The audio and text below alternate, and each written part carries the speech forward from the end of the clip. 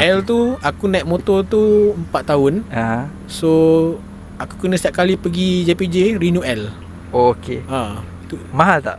L Tak, maksudnya kalau kos nak buat ke semua sampai P lah. Kos nak ke P tu time tu mahal lah. Sebab nak ambil exam apa semua 600-300 hilang. Okey. Nak buat lesen P tu. Tapi masa buka L tu tak silap aku 60-40 ringgit selama 6 bulan lesen tu boleh pegang. Kira kau kena renew setiap 6 bulan lah? Setiap 6 bulan sebab dia kata situ paling lama. Saya tanya kaunter tu saya. Saya. Boleh lah. Aku tanya kaunter JPJ tu. Kau ajar sikit kan. Apa ni? Berapa paling lama kak kalau nak buka L ni? Dia kata 6 bulan paling lama. Dekat 6 bulan lah. 6 bulan. Dah sampai 3 keping dah stapler aku punya L tu. Tapi sekarang dah online. Sekarang dah online. Ni dulu zaman tu dulu pakai kad lagi. Tapi aku renew tahun lepas. Tapi aku lambat renew kan. So dia kena ambil 2 tahun terus kan. Kadang-kadang aku goyang kak. Sebab telefon aku selalu lag kan. Aku cakap kalau jumpa Roblox ni Mati aku.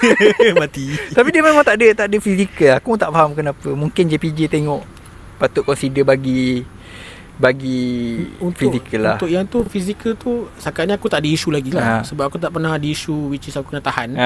Aku pun tapi elok sepanjang tahun ni